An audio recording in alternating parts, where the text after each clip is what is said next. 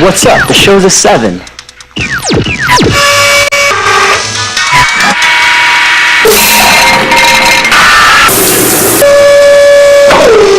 Whoa!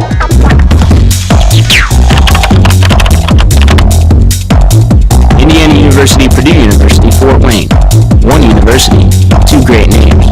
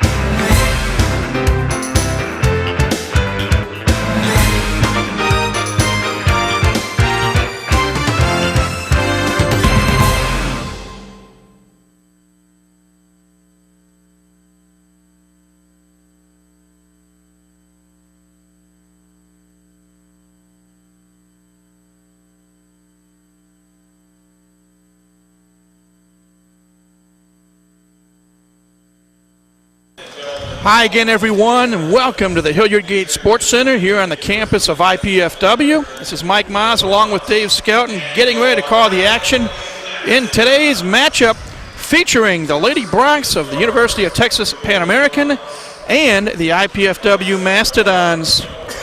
Officials for today's game.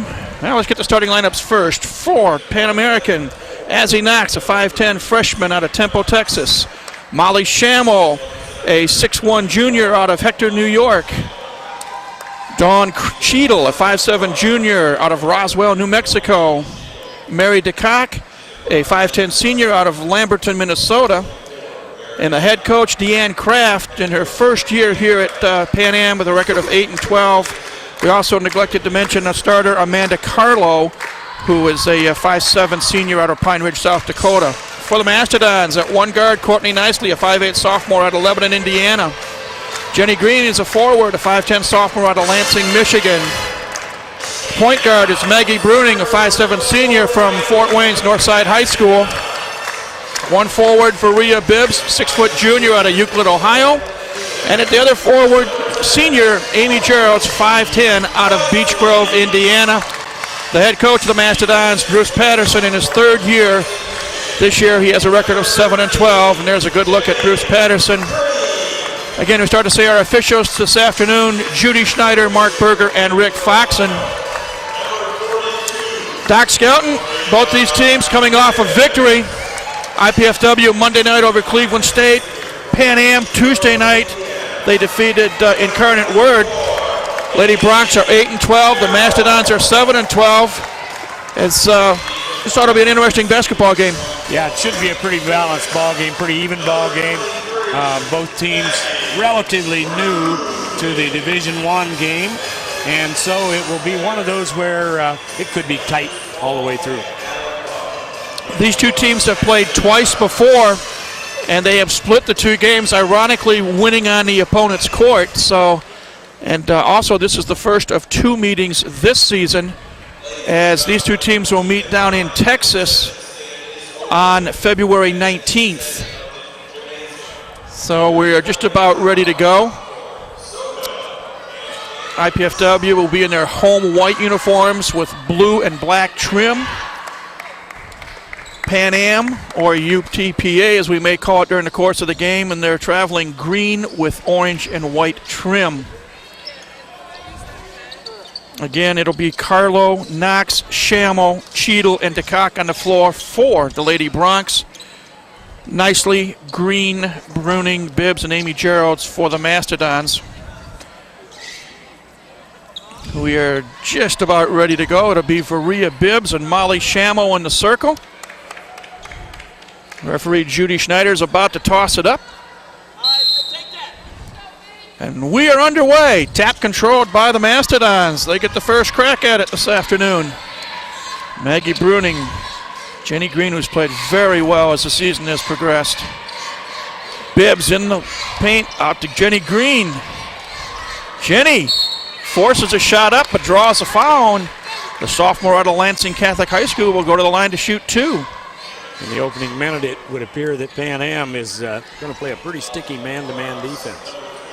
They were putting a lot of pressure on the ball. Jenny Green at the line. 63% free throw shooter coming into this game. Misses number 1. That could be an indication of the temperature outside. It's an extremely cold day today. Got to be near 0. I know it was below 0 overnight. And most of the morning. Second free throw coming for Jenny. That one's good. And the Dons take a 1-0 lead. And IPFW is opening up in full court pressure defense. Azzy Knox with the basketball. Now, ball knocked away by Jenny Green. Pass intended for Mary DeCock. Good hustle by Jenny underneath. Tipped the ball away, couldn't quite save it. Knox will inbound it. Looks like IPFW in a man-to-man defense. Amanda Carlo had 26 points and 9 assists Tuesday night in their last game. I think to begin with here, it looks like IPFW is in a zone at least that time. Schammel missed the bunny, but they can retain possession. No blackout by the Dons on the defense. 3-point shot up and in by Cheadle. Dawn Cheadle puts the Lady Bronx on top, 3-1. Jenny Green and Azzy Knox fighting for the ball underneath. Alternate possession, ball goes over to UTPA. And we have a player on the floor. We'll see who looks like Jenny Green. Jenny's a hard-nosed gal. Yeah, she plays tough in there. A lot of contact. She and Azzy Knox were fighting for that ball underneath. Trainer Rich Riles out for IPFW. Now head coach Bruce Patterson walking out as well. Geneva Murdoch, sophomore out of Northside High School, will check in to replace Jenny Green. Hopefully all she had was the wind knocked out of her. And she's heading right for the locker room. No, back to the bench. I thought she was going to go to the locker room first. She had to get her bearings on which direction she was going. She may have taken one to the head. And as you said, Doc, it's cold in this building, and the floor, hardwood floor, is going to be cold as well. Mary DeCock to inbound the ball for the Lady Bronx. If she can get somebody open. IPFW in full court, man-to-man pressure, and now we've got a pushing foul. Courtney Nicely. Going to be called on Courtney Nicely, her first, team first.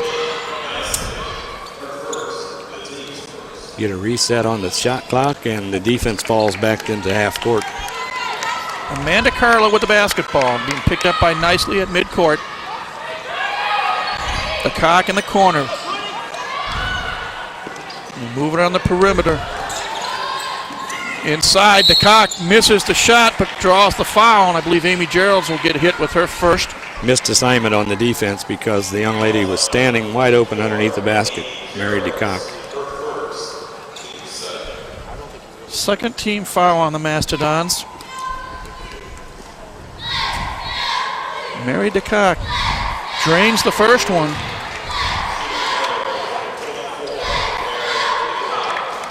She'll get one more. DeCock, a 5'10" senior out of Roswell, New Mexico. Knocks down the second as well. It's 5-1, UTPA on top. And we played about a minute and a half here at the Hilliard Gate Sports Center. Looks like Pan Am is mixing up their defenses also. They came out with a zone defense that time. Official Rick Foxen calls a foul on Azzy Knox, her first. Team second. Mastodons will inbound it. Maggie Bruning up top, senior point guard. Nicely. This is her shake and bake time. Tries to get Bibbs, has it knocked away. Good hustle by nicely. Now pass intended for Bibbs, knocked away. Here come the Lady Broncs. Pretty aggressive defense by Pan American. Carlo, watched by Bruning now. Cheeto inside. Shammo, turnaround shot, no good. Ball goes out of bounds. Last touch by Azzy Knox. It'll go to IPFW. And Doc, Pan American's spunky as this game's starting to develop. Yeah, they're playing very aggressively here for these first 2.5, 3 minutes. Maggie Bruning with the ball. 5-1, UTPA on top. We're nearing the 17:30 mark. Another zone defense, and I think they're keeping a real close eye on Amy Geralds. Bruning inside for Bibbs, ball knocked away. And they're going to call a jump ball as Maggie Bruning and Molly Shammo were doing battle, and IPFW will get the possession or retain possession. 10 seconds on the shot clock, 17:26 on the first half game clock. Bruning to inbound. Amy Geralds, as you say, she hasn't had a chance to take a shot yet. Now their defense has been watching her very closely. Maggie Bruning with the shot clock running down, knocks down a 3. Amy Geralds with a steal on the inbounds pass. IPFW right back. Murdoch fires and misses. Shammo and Bibbs fight for the rebound. And it will go, I believe, to UTPA. Wholesale substitutions. Ashley Johnson, Kelly Boyd, Leisha Walker, Starla Williams, rather. Everybody except Amy Gerald. Well, no, Amy's coming out now. Wholesale subs. Interesting. Yeah, Geneva Murdoch had just come in, and the other 4 are really fresh, so it'll be a matter of they're wanting to keep that full court pressure on. Carlo being hounded by Leisha Walker. Looking for some help. Inside pass to Shammo. Shot up, no. Starla Williams with the rebound. Here come the Dons on the run. Murdoch wants to drive baseline, and she is fouled by Molly Shammo as she tried to put up a little jump shot. Personal foul number 1 on Molly Shammo. 3rd team foul. Shooting foul for Geneva Murdoch to go to the line to shoot 2. Geneva, 69% free throw shooter on the season. Averaging 3.5 points a ball game. First free throw is good. Substitution for UTPA, Jennifer Areola. 6'2" junior out of Rio Rico, Arizona. Second free throw missed, rebounded by Carlo.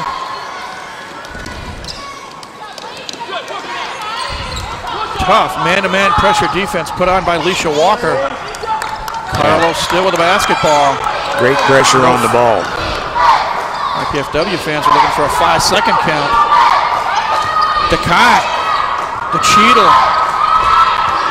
Inside, spin move, shot up, no good. Cheeto with the putback, no good, and it's foul called underneath. I think Starla Williams is going to draw that foul. You are correct. Her first, team 3rd. And Dawn Cheeto will be at the line to shoot 2.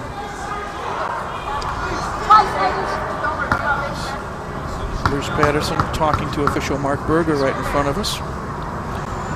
First free throw by Cheeto is good.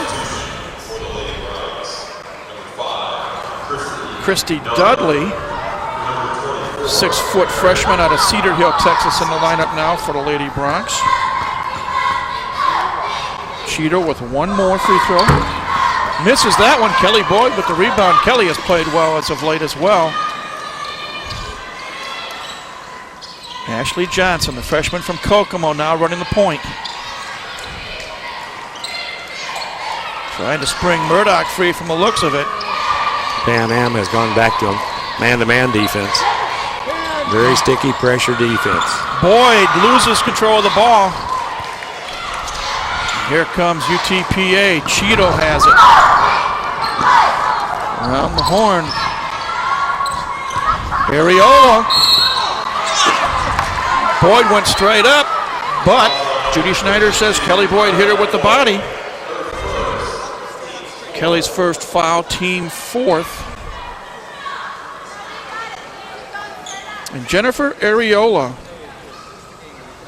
The Pan Am post players have been making some good moves inside. Fortunately, so far they haven't been able to get the basket. First free throw is good.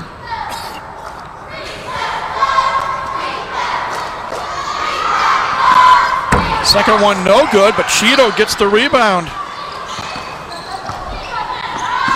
Shot up, no good. Put back by Cheadle, it's no good. Kelly Boyd with the rebound. She's fouled by Cheadle. And we'll go the other way. Cheadle picks up her second foul.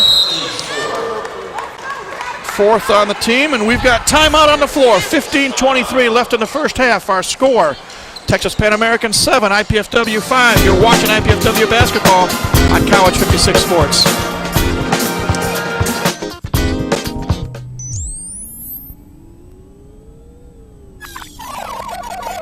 Artillery attacks. I just knew at any second one of those artillery rounds was going to land in my lap and kill me. That's just what it felt like.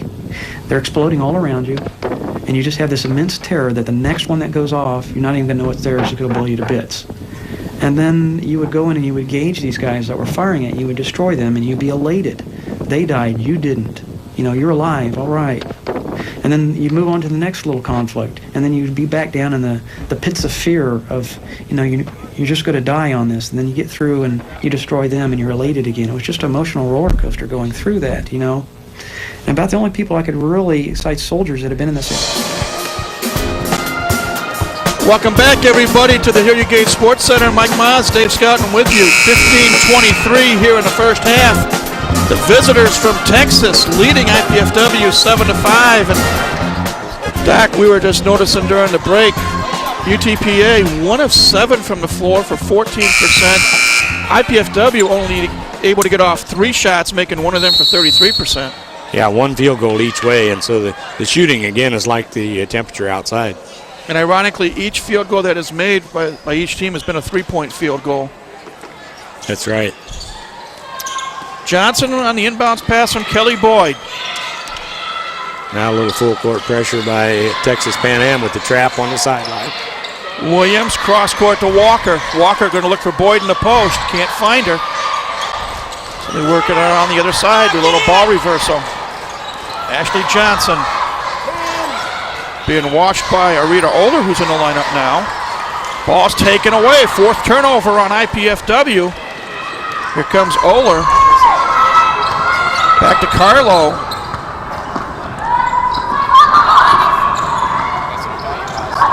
New 5 going to come in for IPFW at the next dead ball. Carlo for 3, yes. Bingo. Second field goal by UTPA, both of them trades. It's 10-5, Lady Bronx on top. Walker to Boyd underneath. Kelly off the glass. They're going to count it. Call, and I'm not sure. Basket count the good. bucket. Foul's going to be on Jennifer Powanka. Her first.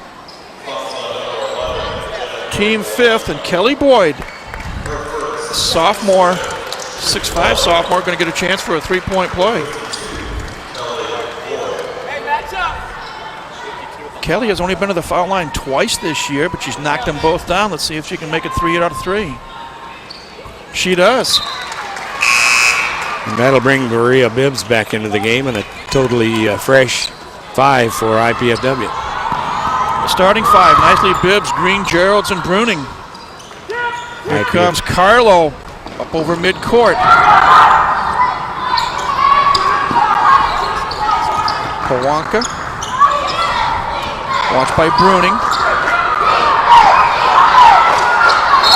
Thrown away. Pass intended for Arita Oler. Yeah, careless pass that time that got away from them. Saw a brief shot of head coach Deanne Kraft from UTPA. Here comes Maggie Bruning, watched by Oler. Amy Geralds. Well, Amy averaging 19-plus points a game. Ball goes off of the foot of Christy Dudley. It'll remain Mastodon ball. 18 seconds on the shot clock, 13:56 on the game clock. As Amy came around the perimeter that time, it was an automatic switch. 3 different people guarded her on the way around.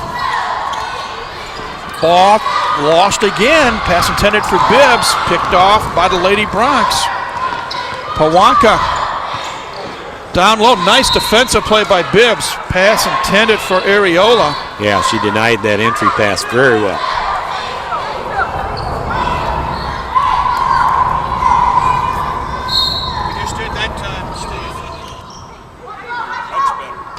Pawanka inbounds it to Carlo. Carlo wanted to drive baseline, couldn't do it. So now she'll bring it back up top. 14 on the shot clock.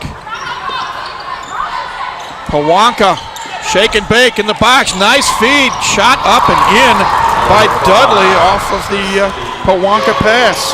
Yeah, that was nice penetration into the lane, dish off, and they got 2 points on it. 12-8 our score, UTPA on top. We're near the 13-minute mark here in the first half. Pass intended for Green, picked off by Ola. And then the Lady Bronx return to favor. Helter-skelter, and there's a foul going to be called on Ola. She banged into Courtney nicely. First foul on Arita Ola. I think helter-skelter was the right word for that last exchange on the ball. It was going everywhere. Gerald's inbounds it to Maggie Bruning. Dons trail by 4 as we're under 13 minutes. Maggie forces it up, knocks it down. She's fouled. We'll take it. Oler picks up her second foul in a matter of 7 game seconds. Her second, team 7. And Maggie Bruning showing the aggressiveness that Bruce Patterson has wanted all year. Made the bucket and the free throw. Substitution number 3. She's had 2 3-point plays, one the conventional way and one the new way from behind the arc. As he knocks back in the Lady Bronx lineup, she gets the inbounds pass, and she'll bring the ball up the floor.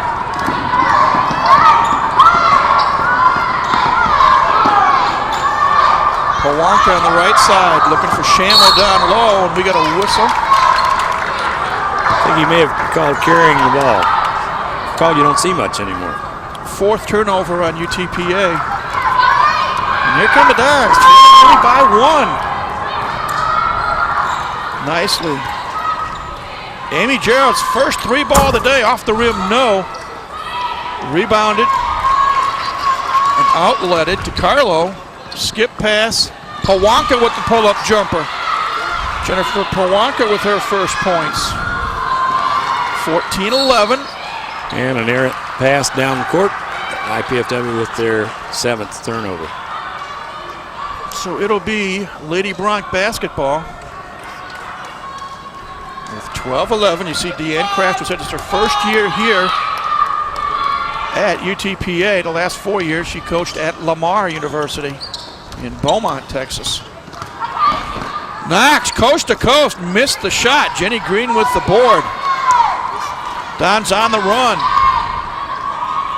Bibbs in the block. Spin move off the glass. No. Hit the Rebounded bottom of by the Knox. iron. Couldn't get the ball up on the glass. Carlo to Knox on the left wing. Shamo over Jenny Green. No, and Varia Bibbs plucks down a rebound. Her first of the afternoon. Courtney nicely, quickly down the floor. Misses the shot. Bibbs with the offensive rebound in the trees, and she travels with the basketball. Well, if she hadn't traveled, it probably would have been a 3-second call coming up pretty shortly. Timeout on the floor, 11:29 left to go. Our score, the Lady Bronx 14, the Mastodons 11. You're watching IPFW basketball, College 56 Sports.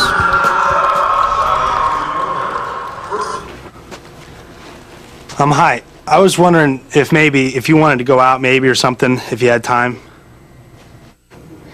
I can tell by your excitable behavior and verbal faux pas that you have generalized anxiety with paranoid tendencies.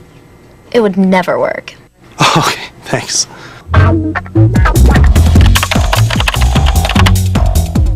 Indiana University, Purdue University, Fort Wayne. One university, two great names. Back at the Hilliard Gate Sports Center, Mike Miles, Dave Scott with you to see some of the people that have braved the elements. Come to watch IPFW basketball today.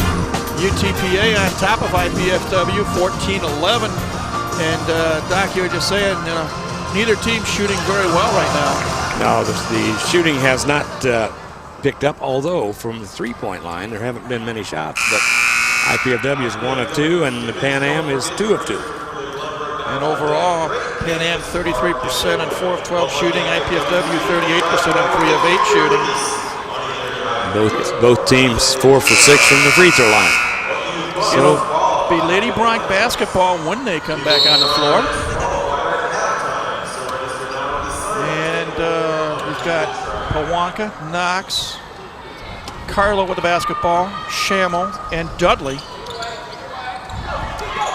Pawanka give and go. Nice steal. Let's say Amy was on the end line. Couldn't quite retrieve it. Yeah, the ball hit the baseline. There's a question of whether the shot clock is going to be reset or not. And now they're going to confirm. My guess would be that it will, because IPFW had possession and stepped. Yeah, here we go. Yep. Referee Judy Schneider says yes, reset the shot clock. She'll give the ball to Azzy Knox, who gets it out to Jennifer Pawanka way up top. Carlo, watched by Nicely. Shamo at the high post. Good defense by IPFW right now.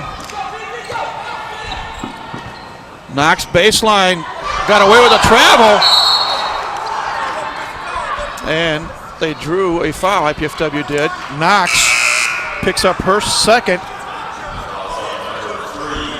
As it turned out, we benefited from the no call on the travel and got an additional team foul. Cheadle and DeCock back in the lineup for UTPA, and Jenny Green, who was 1 of 2 earlier at the line, goes back for a 1 and bonus.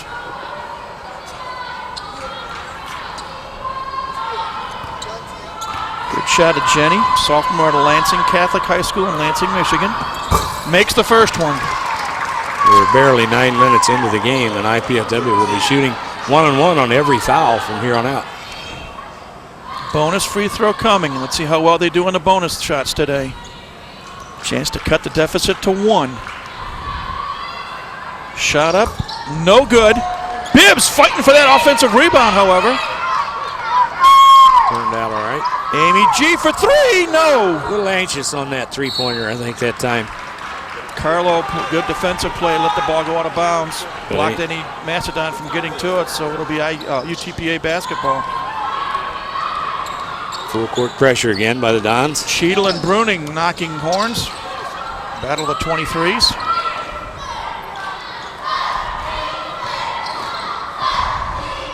Cheadle, shake and bake time, 18-footer, yes. Dawn Cheadle now with 6 points.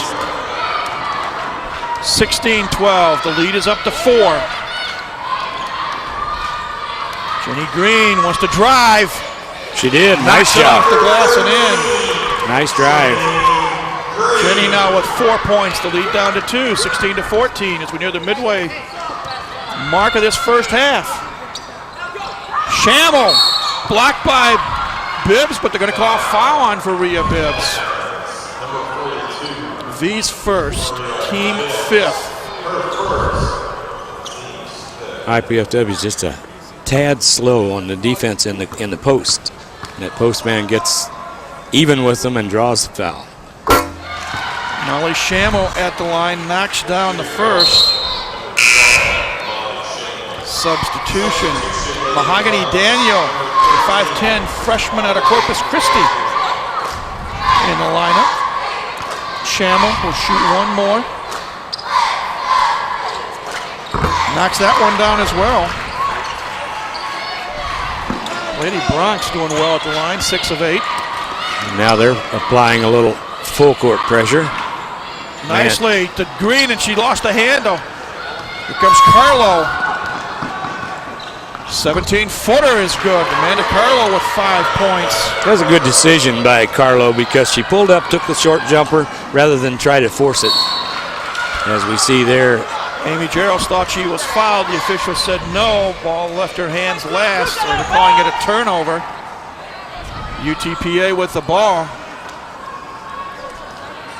We're just past the halfway point of the first half.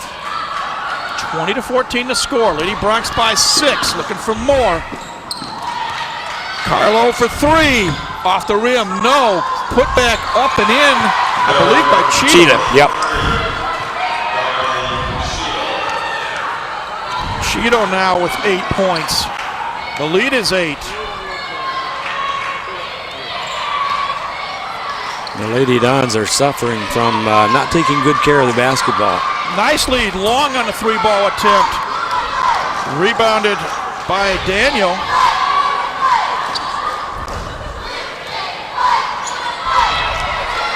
(11-10) rebounding advantage to the Lady Bronx right now. DeCock. Pass knocked away, but picked up. Shot missed. Gerald's with the rebound. So I think Cheetah put that shot up. Mass substitutions at the table. Another shot by Gerald's missed. Bibbs with an offensive rebound. She got a baseline drive. She's hammered as she goes up. And Vio shoot 2. I think they're going to call a foul on Daniel. Nice hustle that time by Varia, getting the offensive rebound and going back to the hoop. Once again, it looked like Amy Gerald might have been just a little bit quick on the trigger, firing the 3-pointer up there. I think she's a little frustrated because she hasn't been able to break free. You're right.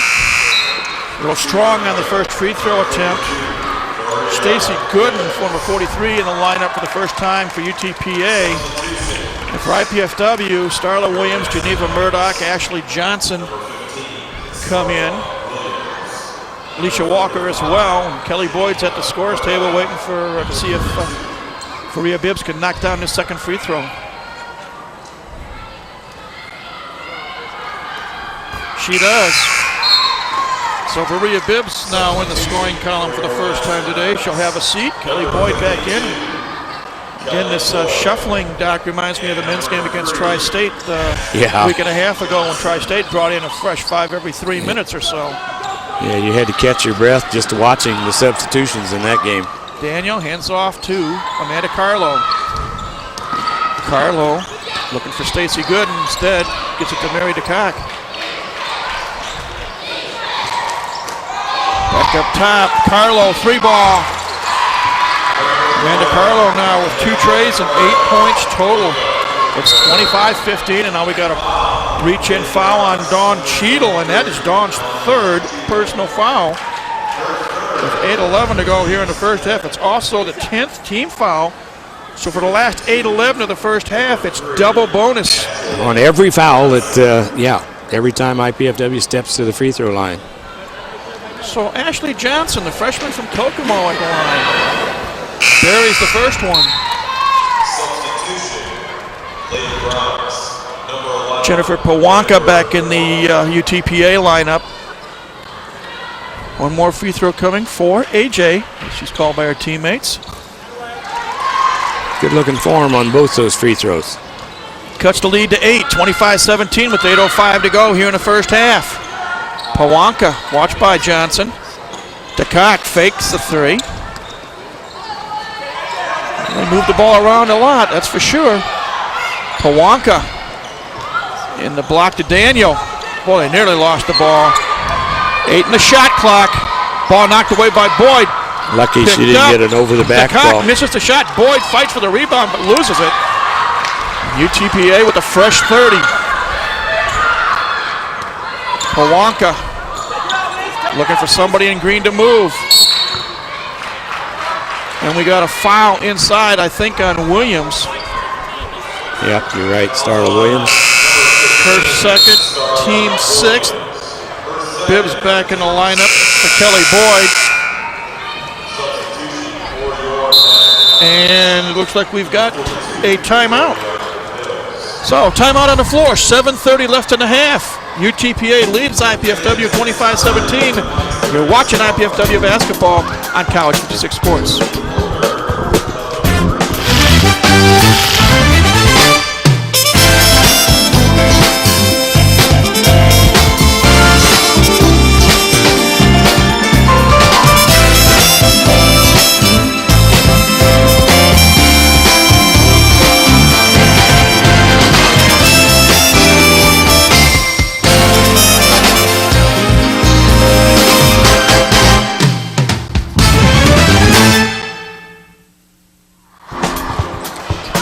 There you get a good look at the IPFW huddle.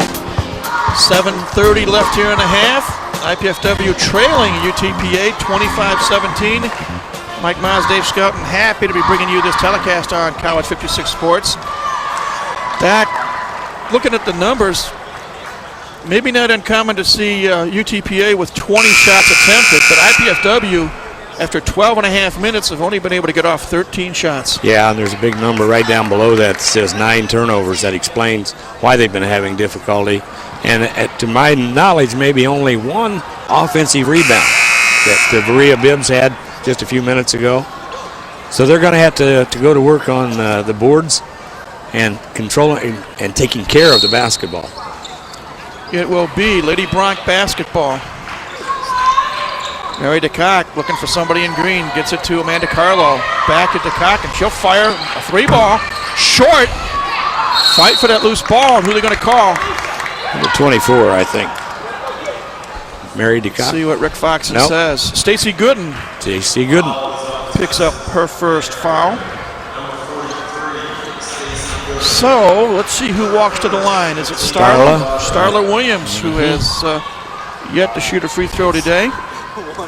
Starla, 6'2" freshman out of Lindenhurst, Illinois. In limited action this year. She makes the first. She's a 60% free throw shooter now, after knocking that first one down. Free throws here lately have been keeping the Dons in the game. Second one good as well. And the Dons are 10 of 14 at the stripe. That's saving their bacon for the moment. That's a lot of free throws for a first half. Pawanka fires a 3, short. Murdoch with the rebound to AJ. Here comes Johnson up the floor. Actually inside to Alicia Walker. Alicia takes it strong, has it knocked away. Ball knocked away, I believe, by Mahogany Daniel, but Alicia Walker at least showing aggressiveness and taking it to the hole. Johnson to inbound.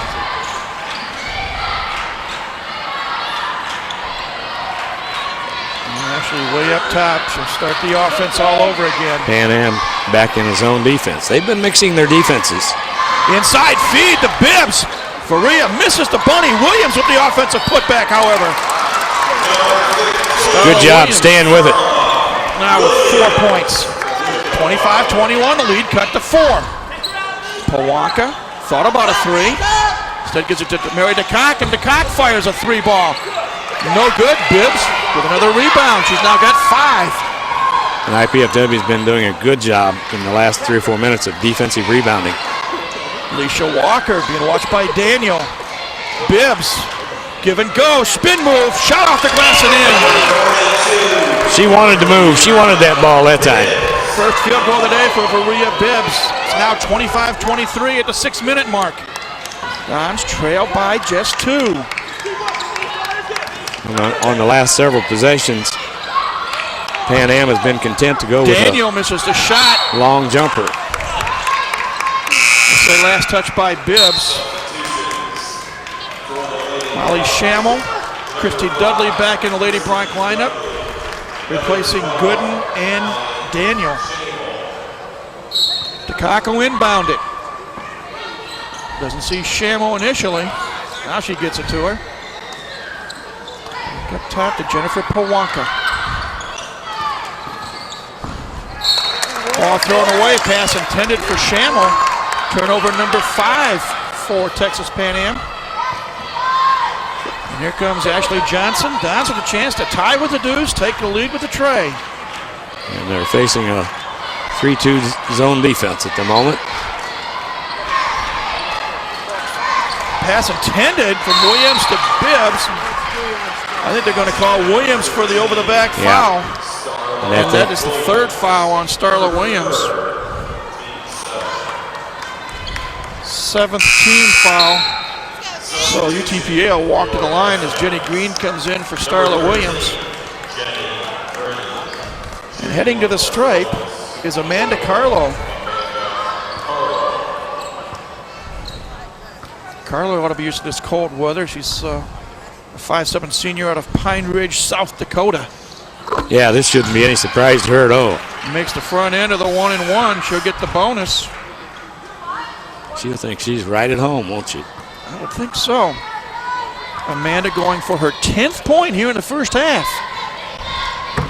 And she gets it. Lead back up to 4. 27-23. Pass intended for Bibbs, thrown away, a little too high for Varia. Tried to force the ball into a spot where there really wasn't much of an opening for the pass to be completed. Turnover number 11 on IPFW as opposed to 5 for UTPA. That's something that I think will be addressed in the locker room at halftime. I would think so. Carlo being picked up by Alicia Walker. The cock watched by Johnson. Dudley, ball knocked away, but picked up by Pawanka, I believe. Dudley inside, all alone. DeCock misses the bunny. Break for the Dons. Here comes Johnson. Let's see if they can convert. Walker for 3. Yes! 5-point swing right there as Alicia Walker gets in the scorebook. And Alicia almost had a steal defensively. You never know when you miss a bunny what happens.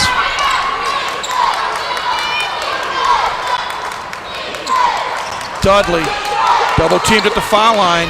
Pawanka for 3, short. Bibbs with her 6th rebound now. Don's chance to take the lead. Walker, shake and bake, baseline jumper, long. DeCock with the rebound. Come on, Reeves, keep running hard. To Carlo, here come the Lady Bronx.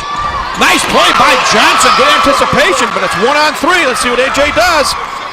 Coast to coast, makes it funny. Ashley Johnson took them all on.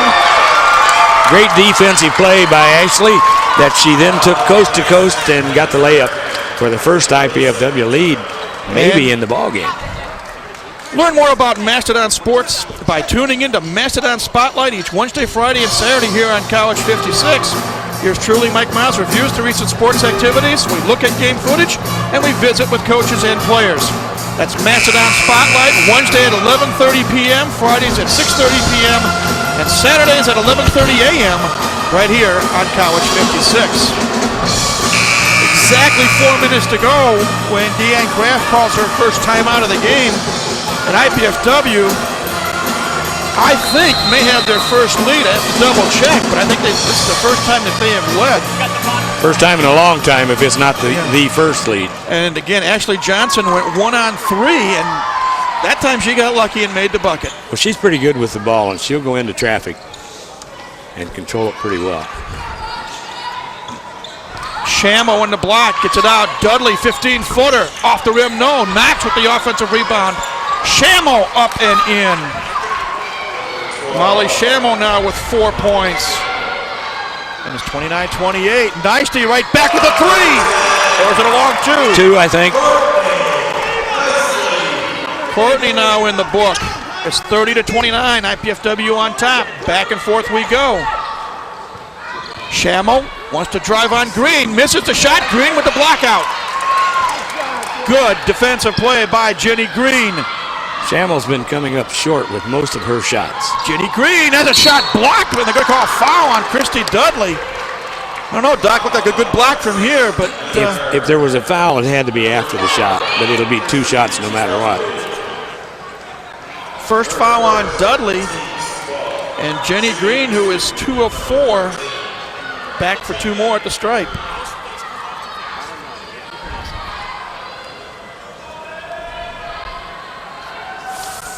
First one rolls out. Well, she changed the routine. She's been hitting the first and missing the second. Let's see if she reverses it. Let's hope so. And keep her at 3 of 6 for 50%. Yeah. It's a whole lot better than 2 of 6 for 33. Plus, it'd be nice to have a 2-point lead. She gets it. And we now have the under 4-minute timeout, so let's take a break as well. Our score, IPFW 31, UTPA 29. You're watching Mastodon women's basketball on College 56 Sports. At IPFW, the Alumni Association does a lot more than raise money and support sports, as we'll find out on the next edition of IPFW Up Close. We'll discuss the annual Higher Education Day at the Indiana State House with the Director of Alumni Relations, the President-elect of the association, and an IPFW professor who knows firsthand what it takes to be an effective lobbyist. Join me, Jeanette Liu, for IPFW Up Close, Sundays at noon on College Cable Access Channel 56.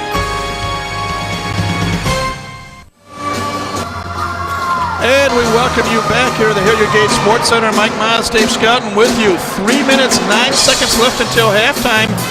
Right now, the Mastodons leading Texas Pan American at 31-29. And quick look, Doc. Everybody's contributing. You see Maggie Bruning with 6 points, Jenny Green with 5, Starla Williams with 4. Alicia Walker, Maria Bibbs, 3 apiece. Kelly Boyd, 3 points. Courtney Nicely, 2 points. Geneva Murdoch with 1, and conspicuously absent, Amy Gerald's, no points. And yet the Dons are up by 2. If I'd have told you that with 3 minutes to go in the first half, there would only be 1 Mastodon without any score, would you have ever guessed Amy Gerald's? No. No way at all. Oh, look at those 2 ugly saps there. They needed a little filler there, didn't they? UTPA inbounds the basketball. Amanda Carlo will be picked up in midcourt by Courtney Nicely. IPFW's taking it man-to-man defense. Knox looking for Schammel. Skip past it to Cock. Carlo working around the horn. Inside, Dudley. Off. That time they got the ball up high on the glass and it had a chance to fall in. Tied at 31. Johnson throws it away. Pass intended for Nicely. Turnover number 12. I think she threw that one to the Pan Am coach, and she's not on our team, is she? Last I knew, she wasn't. Pass also sends Maggie Bruning to the scorer's table. She'll come in at the next dead ball. Gerald's nearly with the steal. So Bruning replaces Johnson at the point guard position. It'll be Lady Bronk basketball. Mary DeCock, the inbound it. As he knocks, Schammel high post. Skip pass to Knox. Ball nearly stolen, up in the air. Who's got it? As he Knox does. Now Gerald's has it. She just, good play for Rhea Bibbs to Bruning. Maggie fires a jumper and hits. Maggie Bruning with 8 points, and a good play by Amy Gerald just to put the ball in play. With all the other shooting, Maggie hadn't missed a shot yet. Now we have a touch me foul called on Courtney Nicely. Her second, team 8th. That'll send Amanda Carlo to the stripe for 1+ bonus.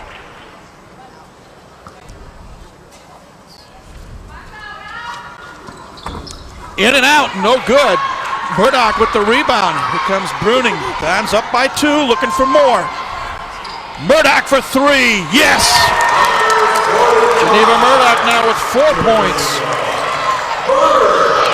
And it's a 5-point Mastodon lead, their biggest of the afternoon. Yeah, the last 4 or 5 minutes of play have been a tremendous turnaround. IPFW has gone from about 6 down to 5 up. DeCock looking for somebody in green. Fires a 3 instead, misses. 3 white shirts, and now, whoa! They're going to call Carlo for a reach-in. Amanda thought she had gotten ball for a jump ball situation. Instead, she picks up her first foul. Pan Am recently hasn't been able to get much on the offensive end except for 3. And they don't have a lot of great 3-point shooters. Maggie Bruning steps to the line, and she will shoot 2.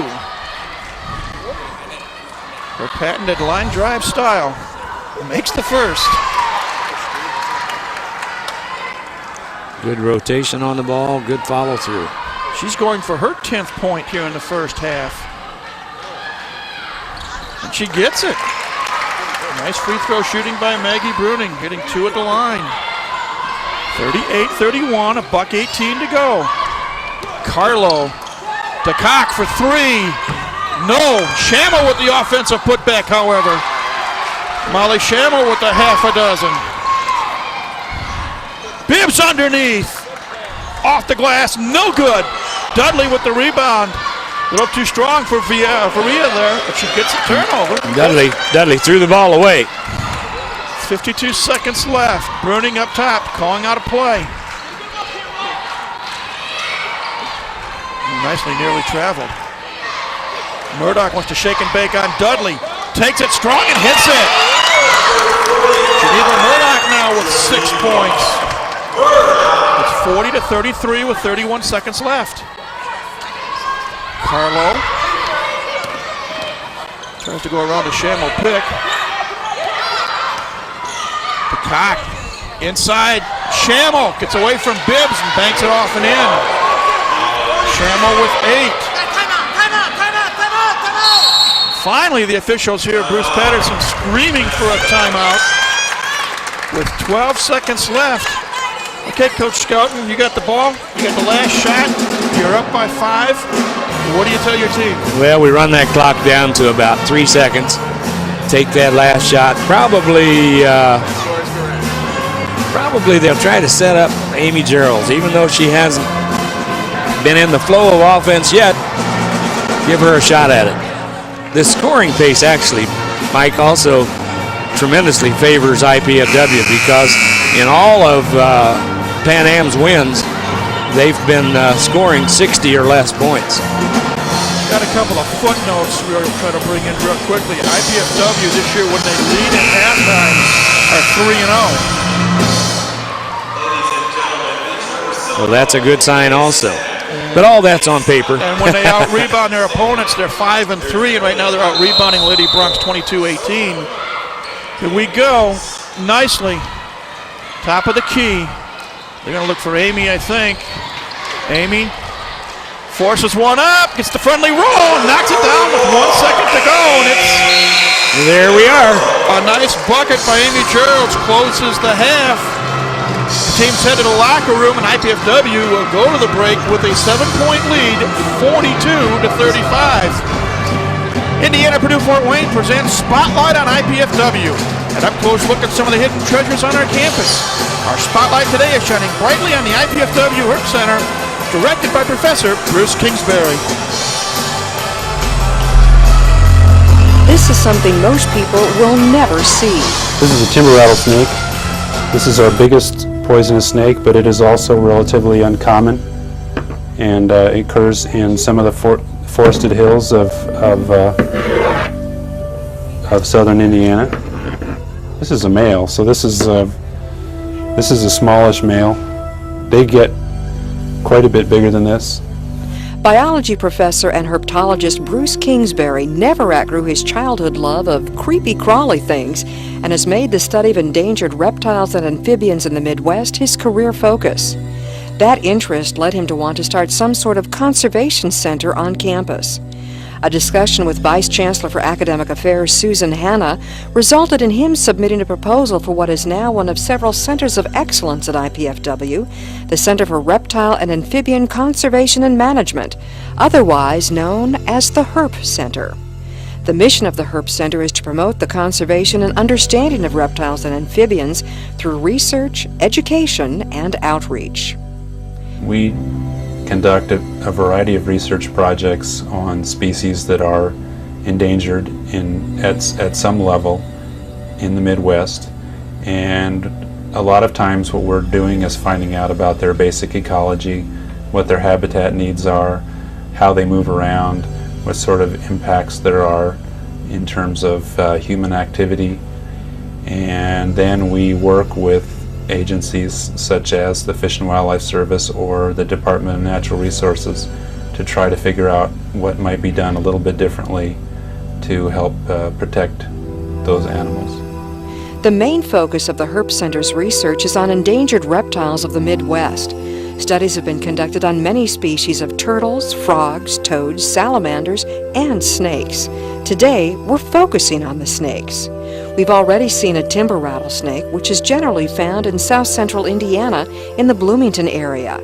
Now it's time for another species of rattlesnake, the eastern Massasauga, which is found in northern Indiana. Massasauga lives in wetlands which are kind of mucky and hard to walk through, and not that many people go out in them, and they're also rare, and so we don't see them very often. Even those of us who study them struggle to find them. We have a bias that benefits us in terms of finding them, and that we use radio telemetry to track them around. This not only allows us to find the same animal over and over again for years at a time, it also leads us to other individuals. With a snake, we definitely have some problems. There isn't much of a neck, and in fact, if you did put something on the outside of the snake, they would have trouble crawling around because they are reliant on their slender body form to get around the way they do.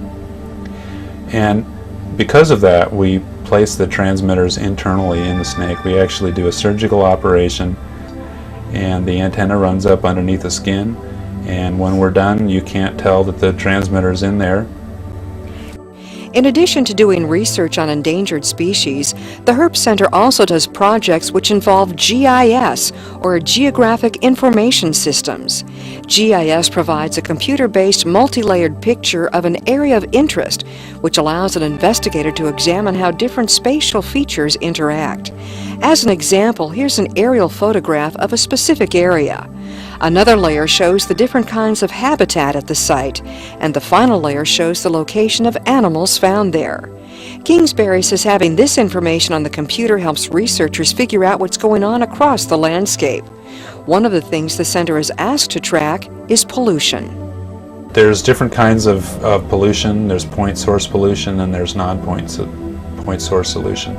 And what we're helping these agencies with is methods for visualizing the non-point source pollution. What is non-point source pollution? That's pollution where you, like runoff from agricultural fields or something like that, where you don't have a pipe or something like that, where you can go there and say, yeah, this is where this pollutant is coming from. In fact, it's distributed across an entire watershed, and it's only by looking at the whole thing that you can actually see where the problem is. The center also maintains a website at herpcenter.ipfw.edu, which is filled with educational and outreach information. We as a public should care about wildlife and about doing what we can to protect it. And if we do the work to figure out how to protect things, we often find that it doesn't take that much of an effort on our part to protect these kinds of animals. Often it's just minor adjustments in terms of timing or in terms of land use, and that we can largely go about our business. A lot of people are afraid of snakes, and typically that's really unfounded. And it could be because of some experience that they had when they were younger. It could be because of some biblical implications of what snakes are or what they represent. And a lot of times it's because snakes are a little bit unpredictable and strange looking because they have no legs, and what is strange to us might also make us afraid. But most of the snakes, in fact, in terms of a count of snakes, I'd say almost all snakes are totally harmless, and that if anything they might bite you if you pick them up. But even that would be, I'd rather get a snake bite than a scraped knee or something like that. And with regard to the poisonous snakes, what we have found, and what others have found as well, is that these snakes are not aggressive, and in fact, unless you catch them out in the open, they'll do everything that they can to stay hidden. And you can stand next to them, you can step over them, you can even bump them, and they'll hold still and they'll just hope that you don't notice them. They're very intent on staying hidden, and they would rather just have you keep going the way you were going and not mess with you than vice versa. And for Kingsbury, the best part will always be working with the creepy crawlies.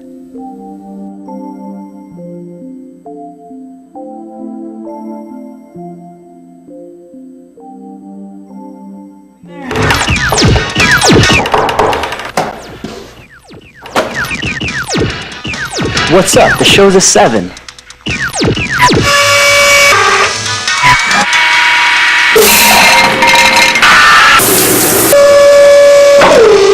Whoa.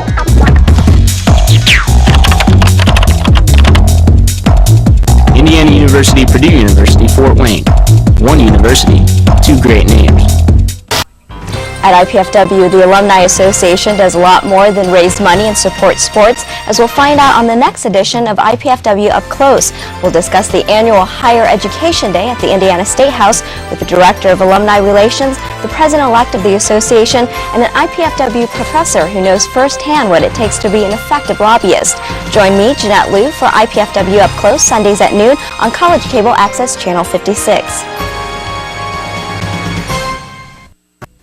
What's ahead for the future of Northeast Indiana? One answer lies with the graduates of our fine area colleges and universities. Hi, I'm Phil Laux, President of the Greater Fort Wayne Chamber of Commerce. And when you support an area college university, you support the economic growth and development of where we live. Graduates of these higher education institutions are working hard to grow our local economy. I urge you to support your area university or college with your time, your talent, and your treasure. Our college grads are a vital part of Northeast Indiana's continued success.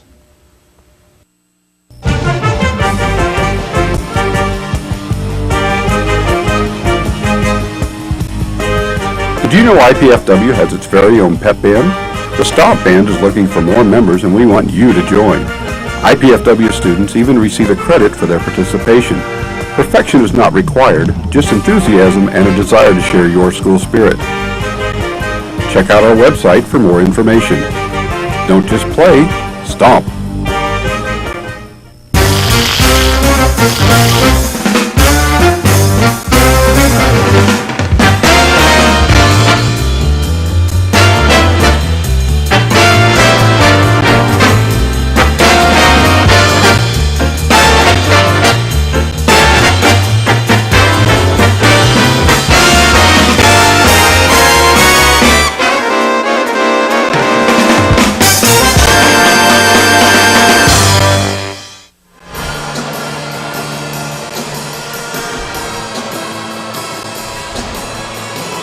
Welcome back, everybody, to the Hilliard Gate Sports Center. Mike Haas, Dave Skelton with you. It is halftime of our game featuring the Lady Broncs of University of Texas Pan American and the IPFW Mastodons. And at the break, the Mastodons lead 42-35. But Dave, for most of this first half, control of the game was held by UTPA. Yeah, it was. There was that stretch that they couldn't get a basket to go down, couldn't get much more than a three-point shot. And IPFW all of a sudden was able to shoot into the lead. Let's take a look at some of the halftime stats for IPFW. 13 of 26 from the floor for 50%, 3 of 7 from three-point range for 43%, 13 of 18 at the foul line for 72%. They were led by Maggie Bruning, senior point guard out of Northside High School, with 10 points, the only down in double figures. 6 points from Geneva Murdoch, 5 points from Jenny Green, 4 points from Ashley Johnson and Starla Williams, 3 points apiece from Faria Bibbs, Leisha Walker, and Kelly Boyd, and 2 points apiece from Courtney Nicely and Amy Geralds, as Amy was held scoreless until the final second of the first half, where she finally was able to get a layup.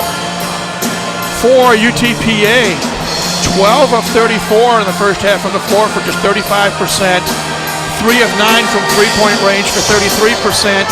Lady Broncs were 8 of 11 at the foul line for 73%.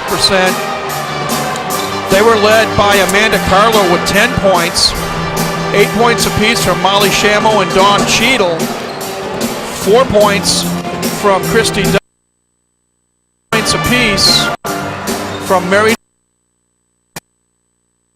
point from Jennifer Areola, and not scoring and Stacy Gooden. Rebounding, the advantage right now belongs to IPFW, 22-18 for Rhea Bibbs with 7 leads the way for IPFW. Cheetah with 4 leading UTPA. Assists, 7-6 in favor of Pan American. Steals, 7-4 in favor of Pan American. Turnovers, 12 for IPFW, 8 for UTPA. And Doc, I mentioned to you, thanks to our Crack Sports Information Department, Rudy Jovich and Mindy Mims, we got some tidbits we want to bring to our viewing audience. So far this year, at home, IPFW is 4-4. When they lead at the half, they are 3-0. When they shoot 50% or better from the field, they are 3-0. When they outshoot their opponent, they are 6-1. When they out-rebound their opponent, they are 5-3. When they score 80 or more points in a game, and they're on pace for 84 right now, they are 5-0. In the month of January, they're 4-4. Those are all the positives. 2 negatives. When IPFW has more turnovers, they're 1-9. And on Saturdays, they are 0-3. But in day games, they're 4-3. So if you believe in numbers, the majority favors IPFW. Well, there's one set of numbers I really like to see there, and that is that every player in the IPFW's lineup has scored. Everybody's contributing. Pan Am couldn't set much strategy at halftime and say, hey, look, we got to stop this player because they're killing us, although Maggie Bruning had a perfect first half. She really did. She was, looking here, 3 of 3 from the floor, 1 of 1 from three-point range, 3 of 3 at the foul line, 1 rebound, 1 assist, and the only bad part is she turned the ball over 3 times in 11 minutes. But again, what do you see here in the second half? Well, I think the bench has got to continue to contribute here, and they did a nice job in this first half. 4 of those people came in off the bench and didn't miss a field goal, went 1 for 1.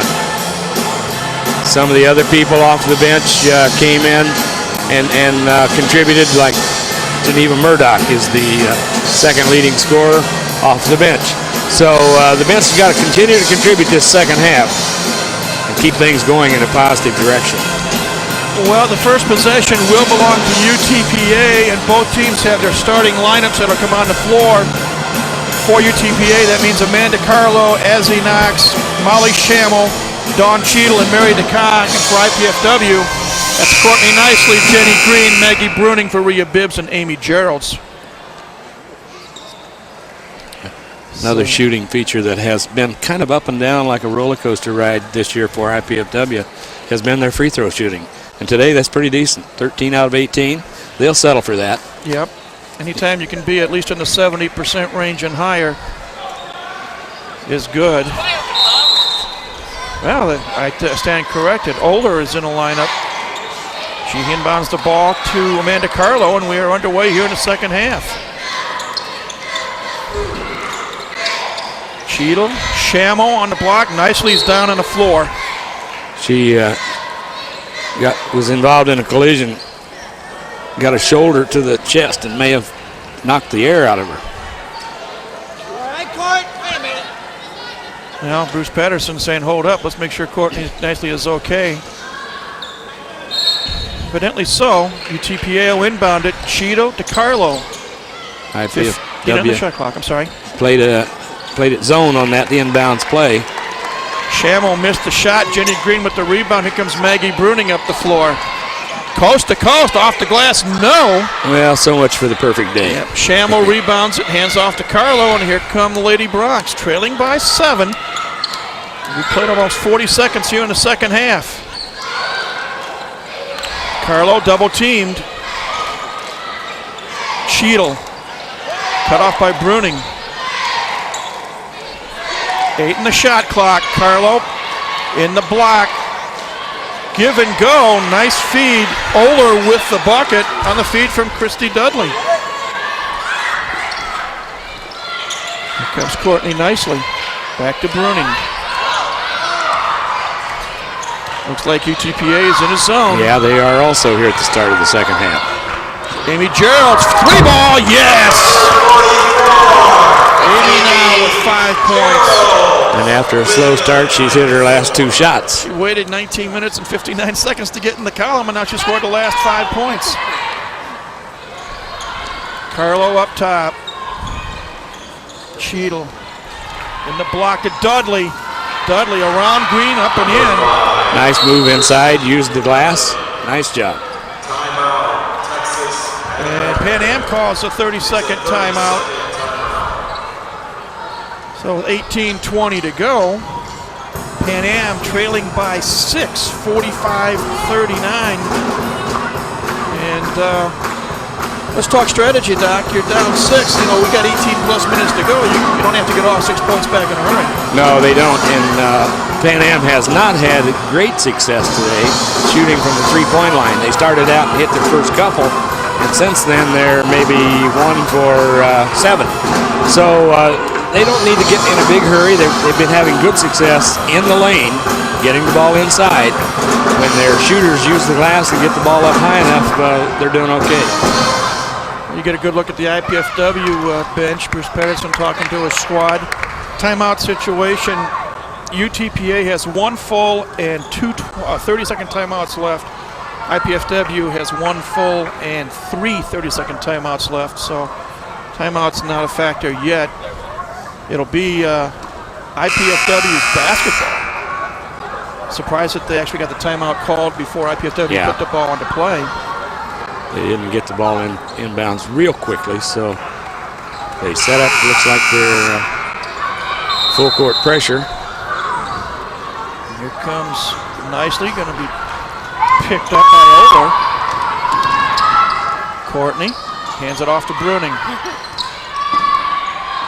High post, Maria Bibbs. She may want to shake and bake. Fakes right, goes right, fires and hits. Almost as far out as she can go. Nice little 10-foot jumper. 5 points now for Bibbs. The lead back up to 8. Schammel off Bibbs, no good. Faria comes down with her 7th rebound. Schammel just does not do a good job of using the board on those close-in shots. Gerald's picked up by Carlo. Maggie Bruning. Bruning wants to drive baseline. Hands it off to Bibbs. V is fouled going up, but a nice move by Maggie Bruning to drive the baseline and draw the defense to her. And then she did a shovel pass to Maria Bibbs. And then a nice move, actually, by Maria to get the shot up so that she drew the foul. Foul was on Dudley, her first here in the second half on the team. And Maria Bibbs, the junior from Euclid, Ohio, makes the first. I know last year, Doc, she was voted most improved player by her coaches, and I think she's most improved player again this year. Well, she has continued to improve. A great inside job, both offensively and defensively. Misses the second free throw, however, rebounded by Areola. And here come the Lady Bronx on the run. Cheadle, pull-up jumper is good. Dawn Cheadle now with 10 points. The defense was a little slow getting back that time. 48-41. Lead is down to 7. Bibbs from nicely. Spin move off the glass. No. Green unable to get the offensive rebound as it's pulled down by Oler instead. Bronx on the run. Cheadle, 8-footer short. Bibbs with the rebound. And one gets the feeling, Doc, that Pan Am wants to go with their helter-skelter type of offense. Yeah, they want to pick up the pace a little bit. Bruning watched by Cheadle. Battle of the 23s. Nicely.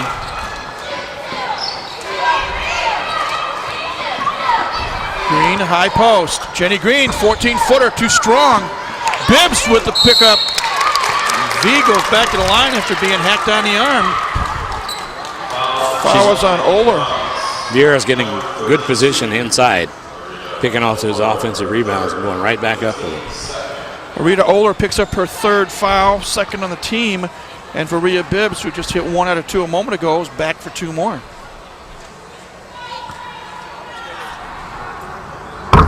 First one good.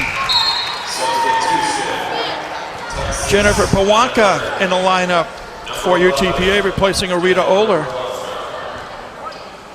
And for Rhea Bibbs, 67% foul shooter on the year.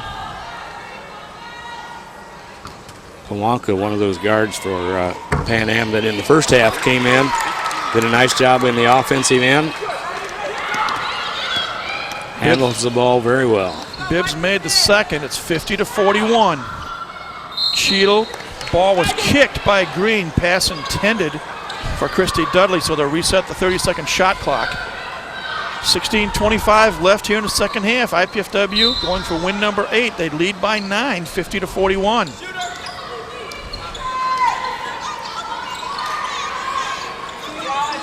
Pawanka bounce pass to Dudley. Turnaround jumper, no good. But Christie is fouled and will go to the line to shoot 2. And I think she got Jenny Green out of position. It's only the first foul today on Jenny Green. First team foul here in the second half. So Christy Dudley, 6-foot freshman out of Cedar Hill, Texas, knocks down the first one. She now has 7 points.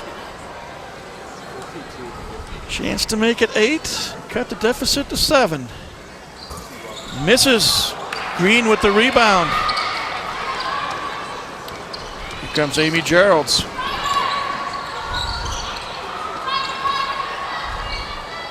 Nicely from Bruning. Watched by Pawanka. Give and go to Maggie Bruning. To Bibbs. Nice feed. Bibbs strong on the shot. Green with the offensive rebound. Nicely from 15 feet. No good. Dudley and Bibbs fighting for the ball. They're going to call a jump ball, but no. One official said jump ball. The other official, Mike Berger, said IPFW timeout.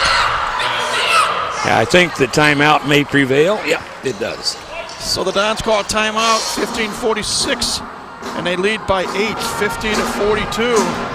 We'll take a quick break. You're watching Mastodon basketball on College 56 Sports.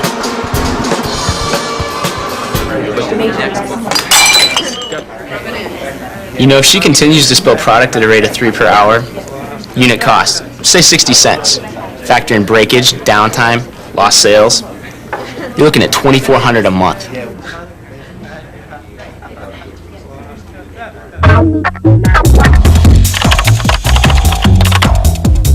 Indiana University, Purdue University, Fort Wayne. One university, 2 great names. And that's what they're going to change it to. Back at the Gates Center, Mike Maas and Doc Skelton with you. Confusion reigned. Actually, one official called a jump ball situation. The other called an IPFW timeout, and the other 2 officials thought it was going to be a media timeout. So it ends up a 30-second Mastodon timeout, and they've got the ball. Bruning watched by Dawn Cheadle. Now she's hammered inadvertently by Christy Dudley. Third foul on Dudley.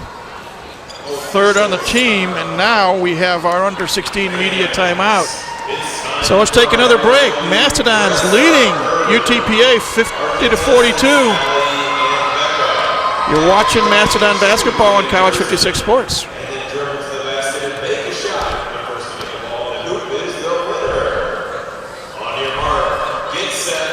So much for the break, Doc. We are back. We get a little extra treat here. We get to see a competition between a couple of young ladies who are going to put in shoes and a uniform shirt. It's about 3 sizes bigger than they are, and see if they can go down and still shoot a layup. Hey, she did a nice job. Recruit here for future usage down the road. That's right. Most amazing thing is that she got those number 15 size shoes moving like that. That must be the size shoe that Dave Simon wears. Must be. I want to mention that later today, the IPFW men's team is over at Youngstown State to take on the Penguins of Youngstown State University, a member of the Horizon League. And next Saturday, Dave, It's not a doubleheader, but both teams are going to be playing at home. At 1 o'clock, the men's team is going to be over at the Memorial Coliseum. And at 7 o'clock, in a game you and I are going to be broadcasting, the women's team is going to be at home. Let's see if I can remember who they are playing. Well, it might They're going to be playing Corpus Christi. Illinois, Chicago. Illinois, Chicago. Okay. But that's next Saturday. Right now we're back at the action here. IPFW with a basketball and an 8-point lead. Amy Gerald's held to just 5 points so far. Bibbs, high post, shake and bake time. Gives it to Green, kicks it out to Nicely. IPFW, Green on a drive, knocks it down. Nice move down the lane. Jenny Green now with 7 points. Long three-point jumper by Amanda Carlo. And I was just about to say IPFW has inched that lead up to 10. Bingo, there it goes back to 7. Nicely gets it up over midcourt. And one of the things you mentioned to me at halftime, we got to keep Carlo in check. Bibbs, ball knocked out of bounds by Areola. It'll be Mastodon basketball. You see Bruce Patterson. 16 seconds. 16 on the shot clock. Bruning to inbound. Nice lead. Long ball time. In and out. No. Bruning fighting for the rebound. Cheadle comes down with it instead. Here come the Lady Bronx on the run. Nice feed. Shot missed, however, by Daniel. Cheadle had a nice pass. Daniel just couldn't convert. Great pass. Point blank layup and couldn't get it to fall. Bibbs hammered by Areola. Probably a good foul by Pan Am because otherwise Berea was going to go up for an easy 2. First foul on Jennifer Areola. Fourth team foul. Maggie Bruning will inbound it. Shammo back in the lineup for UTPA. Bibbs in the corner. She didn't want to shoot a 3. Zone defense now put up by Pan Am. Bruning baseline drive. Forces the shot up and draws the foul. Maggie Bruning, the senior, showing leadership and smarts as she forces Mahogany Daniel into committing her second foul. So Maggie, who had 3 free throws without a miss in the first half, gets a chance for 2 more right here. Knocks down the first. Here's Deanne Kraft, the head coach of UTPA, watching the action. Bruning with her second free throw. Good as well. 5 of 5 today for Maggie. It's 54-45, 14:05 to go here in the second half. Cheadle wants to drive baseline. Pops a short jumper, misses. Bruning with the rebound. Maggie brings it up herself. Inside, feed to Bibbs. Verea lays it up and in. 10 points now for Verea Bibbs. The lead is up to 11. Pawaka for 3, no. Maggie Bruning with another rebound. Outlets it to Amy Gerald, and Amy lost it off her foot. So turnover number 13, but only the first one here in the second half. First one in the second half, and that's 6.5 minutes. Wholesale changes: Johnson, Boyd, Williams, Murdoch, and Walker in for IPFW.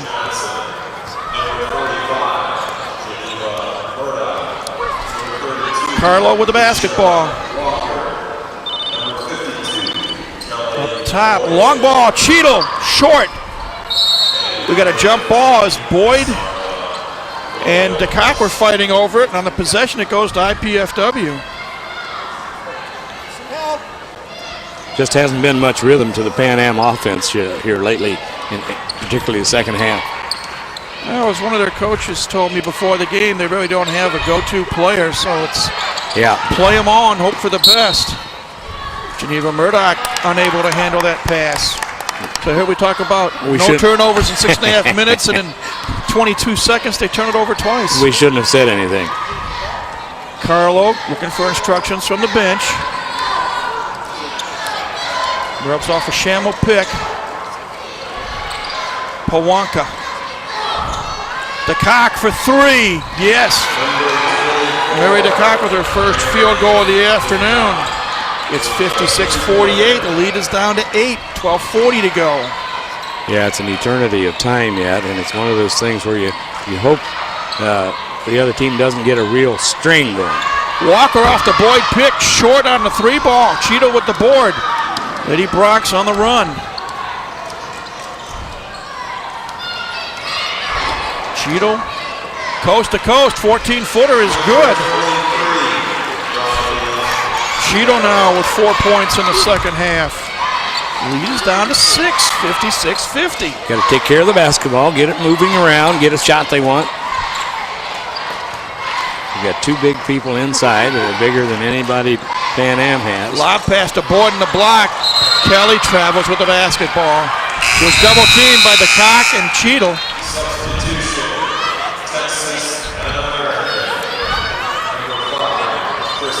Yeah, we've got a timeout. 11:56 to go. Score, IPFW 56, UTPA 50. Let's take a break. You're watching Mastodon Basketball on College 56 Sports.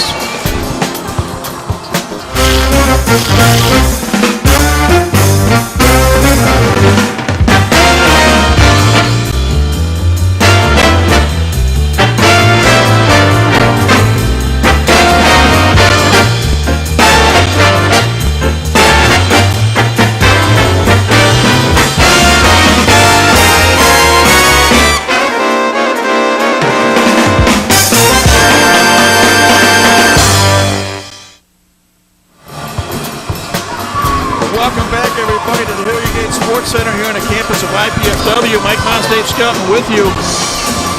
11:56, and as Doc mentioned a moment ago, it's an eternity left here in the second half. Mastodon's lead has been trimmed to 6, 56-50, thanks to a three-point field goal by Mary DeCock and a two-point field goal from Dawn Cheadle. Mastodons right now shooting 46%. 17 of 37 from the floor. UTPA 38% on 18 of 47 from the floor. It'll be UTPA basketball. Need a good defensive stand now by the Dons this time to not let Pan Am have something easy. Carlo gets past Leisha Walker. Man-to-man defense. Pawanka, watched by Murdoch. In the block to Shamel. Going to get the fourth foul on Starla. That is only the second team foul here in the second half. But it is the fourth personal. On Starla Williams. Turnaround shot by DeCock is good. Mary DeCock now with 7 points. 5 of them here in the second half. It's 56-52. Johnson. Work the ball around. Murdoch wants to drive. Kicks it out. Williams, 12-footer short. Murdoch with the offensive rebound. Putback is in. Nice alertness by Geneva that time. That ball came right back to her. Put it back in. She now has 8 points. Lead back up to 6. We're near the 11-minute mark. Mary DeCock for 3. Mary DeCock, 8 points here in the second half, 10 overall. It's down to a 3-point game. And that'll bring the starting 5 back in the lineup for IPFW with the next dead ball.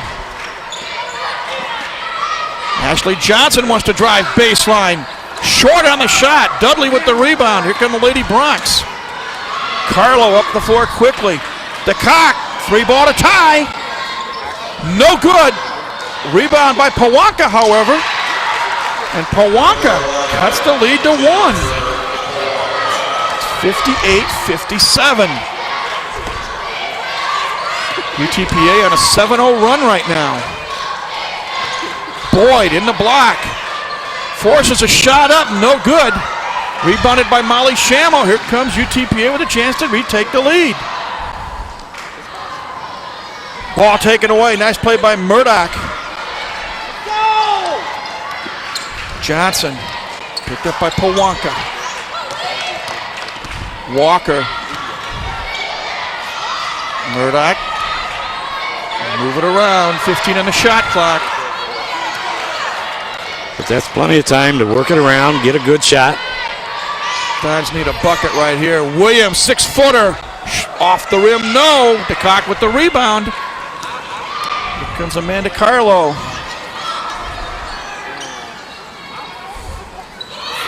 Shamel, high post, skip pass. DeCock all alone in the corner. 3-ball up and in. She's been wide open about 3 times over there on that left side of the court. She's hit them all. Yes. UTPA retakes the lead, 60-58. We're near the 9-minute mark. See how the Mastodons respond. They've lost that 8-point lead they had. To get their fresh people in, they may have to call a timeout. Ball knocked away from Walker, no foul called. Here comes Pawanka, coast to coast. Misses the shot, loose ball. We got a foul, I think, going the other way. Yeah. Geneva Murdoch will go to the line. Mary DeCock picks up her first foul, 6th on the team. So the next one in IPFW will be in a bonus situation. And now you've got the starting 5. Bruning nicely, Gerald's, well, almost, Bibbs. And they're going to keep Geneva Murdoch in. Okay, Jenny Green not in right now. Maggie Bruning with a basketball. Watched by Dawn Cheadle. Pan Am playing your man-to-man defense again. Inside to Bibbs. V takes it strong, knocks it home. Bibbs on the feed from Gerald's. 60-60. Back comes UTPA. Cheadle knocks one down, and she is fouled.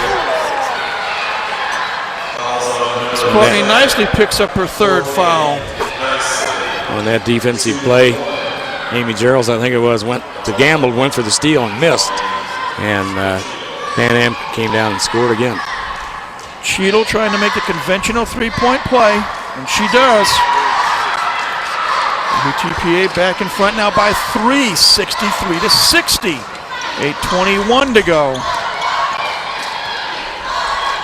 Time for the Dons to step it up.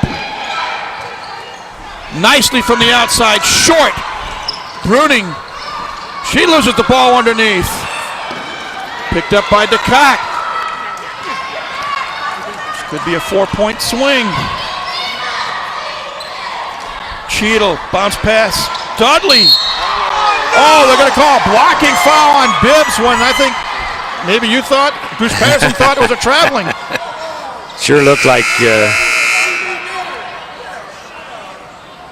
Well, we will find out. Timeout on the floor, 7:56 to go.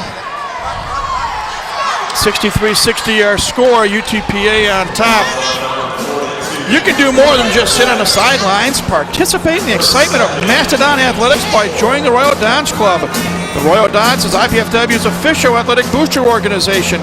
Members enjoy athletics-related special events, priority access to tickets, and more. To learn about the Royal Dons Club, call 260-481-6643. You can write to the Royal Dons Club at 2101 East Coliseum Boulevard, Fort Wayne, Indiana 46805. Or you can go to the IPFW Athletics website at www.ipfw.edu/athletics. Well, Mike, in this ball game, both teams have let their biggest leads squandered, see them squandered and slip away. So now it's back to a pretty tight ball game. They did call a foul on Berea Bibbs, her 2nd, team 4th. Right now, 63-60. At one point, IPFW led 58-50. And they had even, I think, an 11-point lead in there at one time. And 56-45. Yeah. Well, it'll be Lady Bronc basketball. Cheadle will inbound it. Cheeto, DeCock, Carlo, Dudley, and Areola in the lineup. Nice pick by Murdoch, but Carlo recovers it for UTPA. Plenty of time on the shot clock, 20 seconds. DeCarlo, watched by Courtney Nicely. Pan Am showing pretty good patience here. Shot missed by Cheadle. Nicely rips down the rebound. Amy Geralds to Bruning inside. Oh, ball thrown off of the foot of Bibbs, picked up by Dawn Cheadle. Tough pass for Bibbs to handle. Turnover number 18 for the Mastodons. Dudley on Murdoch. Shot no good. Loose ball. Who's got it? Amy Geralds flips it to who? To Cheadle. Ball knocked out of bounds by Nicely. It'll be UTPA basketball. Another stretch of helter-skelter basketball there. Molly Schammel going to check in for the Lady Bronx, replacing Jennifer Areola. Cheadle will inbound it. DeCarlo. 7 minutes to go. Lady Bronx up by 3, 63-60. Oh, wide open. Cheadle on the line, knocks it down. It's a long 2. But 9 second half points for Dawn Cheadle. Someone got lost on the defense that time, and she came across the baseline just wide open. IPFW needs a good possession here with the ball. Bruning looking for Murdoch. Murdoch, turnaround jumper, yes! Geneva Murdoch now with 10 points. 65-62 with 6:25 to play. Carlo up top. To Cheadle on the wing. Schammel looking for Dudley down low, doesn't find her. Now you got a whistle, and Murdoch's going to be called for a block foul. Yep. The first foul on Geneva Murdoch, 15 foul. Jenny Green back in the lineup for IPFW. Murdoch will take a seat. Cheadle to inbound it to DeCock. Boy, she's been a big cog here in the second half. Ball taken away by Maggie Bruning. But she throws it away, trying to hit Amy Geralds. Inside, ball lost, picked up almost nicely, but she throws it away to Carlo. Carlo for 3. No, Bibbs with the rebound, trying to restore order. Bruning, watched by Cheadle. Shaken big time before the shot. They're going to call a foul on Cheadle, and that is her 4th. It's also the 7th team, so Maggie Bruning will go to the stripe to shoot 1 in bonus. Shoot the 1 and 1. Free throws are going to be crucial here down these last 5 minutes and 43 seconds. Pawanka in the lineup for Cheadle. And Maggie Bruning, who is 5 of 5 this afternoon, has a big free throw right here. Front end of a 1 and 1. In and out, no. Rebound Molly Schammel. She walks it up the floor. Nearing the 5.5 minute mark. UTPA with a 3-point lead.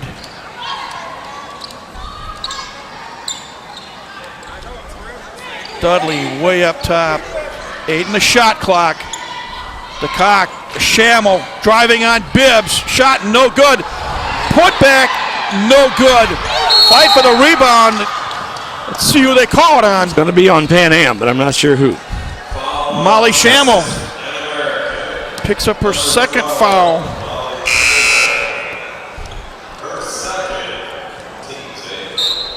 Ashley Johnson going to come in for Maggie Bruning at the point guard position. And for Rhea Bibbs, who has hit 3 of 4 in the second half, 4 of 6 for the game, has 1 and bonus. Freebie points, you need to make them when the clock's not running. Gets the friendly roll, she'll get the extra shot. For Rhea now, 13 points, 11 boards. She's got her 8th double-double of the year. Chance to cut it to 1, and she does. 2 clutch free throws by Varia Bibbs with 5:10 to go. And now she commits a unnecessary foul. Unnecessary foul. There's other ways to describe it, but we'll say it was unnecessary. third foul on Varia Bibbs. And that will then put Pan Am in the 1-and-1 on their next foul. one. Yep. Dons with full court pressure. Dudley to inbound it. Throws it away. Nearly an over and back. Gerald's goes down hard. The Cock open for three. No. Fight for the ball. Shamel, Bibbs, and they say it's IPFW basketball. I have to ask you, Doc, are we playing basketball or are we playing football? Yeah. Dons with a chance to retake the lead as we got 4:55 to go. They trail 65-64. Johnson to Nicely on the wing. Nicely, pull-up jumper. In and out, no. Rebound, Christy Dudley for UTPA. Carlo up top. She slows it down for the moment. The Cock. Bibbs goes for the steal and misses. Pawanka in the block for Dudley. Over Green. Shot missed. Gerald's with the board. IPFW another chance to retake the lead. Inside pass. Well, Don's got a break. Johnson tried to hit Green. Threw it wildly, but it bounced off of Carlo's hand. It was a good idea because Jenny Green had been wide open just about a second before that. Just a little slow getting the ball there. Areola in the lineup for UTPA, replacing Dudley. Bruning in the lineup for IPFW, replacing Johnson. And here comes Rita Oler in the lineup, replacing Jennifer Pawanka. Bruning will inbound it. 4:16 to go. 65-64. The Dons trail by 1. Nicely finally gets it way up top. Dons would love to spring Amy Gerald's free for an open three. Need to move the ball. 6 on the shot clock. Jenny Green inside for Bibbs. Loses the basketball. And it'll be a shot clock violation, I think. Yep. Or they may go to 1 second because the whistle actually blew. And the shot clock still showed 1. Deanne Kraft saying it's a violation. The 3 officials are talking about it. And it is. And they're going to call a shot clock violation. And we've got timeout on the floor, so let's take a break as well.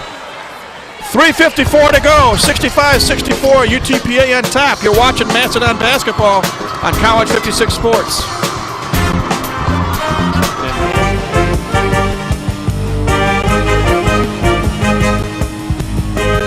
Did you know IPFW has its very own pep band?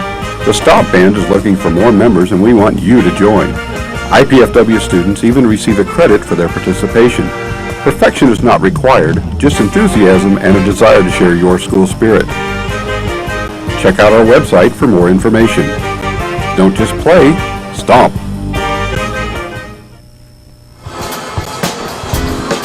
Welcome back, everybody. Mike Maz, Dave Scouten with you here at the Hilliard Gate Sports Center. Crunch time, 3 minutes, 54 seconds left. Texas Pan American leading IPFW 65-64. And Doc, we were just saying, IPFW has had some chances to retake the lead. And what can you say about the defensive job UTPA has put on Amy Gerald today? Well, they've done a very nice job, and one of the people that has been responsible for that has been number 11, Jennifer Pawanka, an excellent defender. Yeah, Murdoch, Bibbs, Bruning, Nicely, and Gerald's on the floor for the Dons. Areola, Carlo, DeCock, Shamel, and Oler for UTPA. Lady Bronx with the ball. Here we go. Oler up top. Areola being hounded by Murdoch. 15 on the shot clock. Carlo watched by Nicely. 6 on the shot clock. DeCock got to do something. Throws it away. Pass intended for Shamel. Good defense. Good defense by IPFW that time. Perhaps the best defensive stand the Dons have had today. Might be. Cheadle in the lineup for Mary DeCock for UTPA. Geneva Murdoch to inbound. to Maggie Bruning. Here we go, 3:23 to go. Fourth time IPFW's had a chance to retake the lead with the score at 65-64. Amy Geralds, she may try to create something herself. Murdoch, shake and bake. 12-footer, no, rebounded Oler. The well was dry, so to speak, at the IPFW basket. 3 minutes to go. Well, the well's been dry at both ends of the floor for quite a while now. Bruning goes for the steal, doesn't get it. Carlo inside, turnaround jumper is good by Jennifer Areola. Third point of the day for Jennifer. I was going to say, that's a nice move by Jennifer and one of her few points today. Leads up to 3 with 2:32 to go. Bruning wants to drive baseline, tries to hit Bibbs. Geralds for 3, yes! Amy Geralds with her second tray ties the game at 67. 8 points now for the senior from Beech Grove. Carlo going to drive on nicely. No good. Geralds with the rebound. Now the nicely. Opportunity to take the lead. Tries to find Bibbs, throws it away. 22nd turnover for IPFW. And Deanne Kraft says, let's call timeout and talk it over with 1:57 to go. Okay, Coach Skelton. Crunch time, isn't it? It's crunch time. Tie game, 1:57 to go. What are you telling your team if you're Bruce Patterson? Play defense again, just like that last possession. Go real hard at everybody, pressure on the ball, give up nothing, and make Pan Am make a mistake. Then come back down on the offense and hope you can get some movement in that offense and maybe get somebody underneath again. Veria's been awfully quiet now for a while. Now we look at leading scorers. IPFW, Bibbs with 14, Bruning with 12, Murdoch with 10, Amy Geralds now with 8. For UTPA, Dawn Cheetah with 17, Carlo and DeCock 13 apiece, and Mary DeCock is the one who got UTPA started when they trailed by as many as 11 earlier in the half. Carlo picked up by Nicely. Shamo wants to drive on Bibbs, forces a shot up and hits it. And for the first time today, she used that glass up high enough that the ball could drop in. Molly Shamo with 10 points. Lady Bronx up by 2. Down to 93 seconds. Geralds look for her to try to drive. Forces a shot up, no good.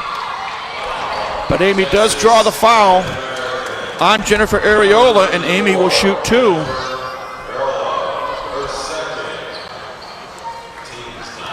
Two fouls on Jennifer Areola. Amy Geralds, leading free throw shooter on the team, 84%. She got the shooter's roll on number 1. Need this second one now. Really good. Christy Dudley in for Jennifer Areola for UTPA. Geralds with a chance to tie. Free throw up and gets the bounce. She got the shooter's roll both times. DeCock in for Oler for UTPA. We're tied at 69, 1:27 to go. Play all day, and it comes down to what happens in the last minute and a half. Carlo, winner. Going to be watched by Nicely. See what they do on the offense. Dudley back to Carlo. Two-man game. Carlo forces her way up and in. And crunch basket. Pan Am really calls clutch. A 30-second timeout. So there will be a little strategy take place this time at the Pan Am end of the floor with their setting up their defenses. 1:04 left. It's a 2-point game. The Dons don't have to fire a 3 yet. No. In fact, when you're at home and you're only down 2, you don't have to fire a 3 at all. Timeout situation. Pan Am down to 1 full timeout. IPFW with the full and 2:30s. So with that being said, there's still a lifetime of basketball to be played in the last 64 seconds. Yeah, we're not ready to put the coat on and head outside yet. Too cold. May just stay in here where it's semi-warm. Cool. Yeah.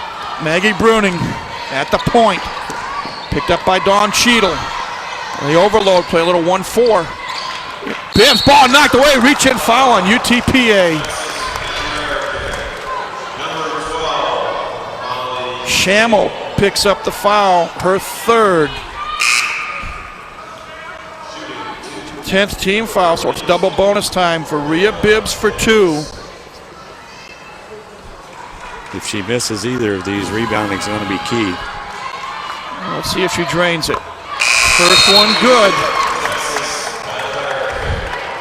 DeCock in the lineup for Oler. Little defense offense here, moved by Deanne Kraft. For Rhea Bibbs, one more to tie at 71 if she can make it. Going for point number 16. She got it. Beautiful free throw by Rhea Bibbs. We're tied at 71 with 50 seconds to go.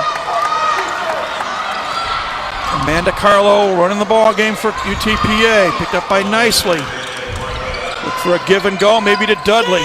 Schammel at the high post. Back to Carlo. Baseline drive, up and in. Nice play by Texas Pan Am. Textbook basketball. Bronx up by 2. 30 seconds to go. Lob pass for Bibbs. Driving on Schammel. No good, but she draws the foul. Drew the foul. Schammel now with 4 personal fouls. 25 seconds to go for Rhea Bibbs, back at the line for 2 pressure-packed free throws.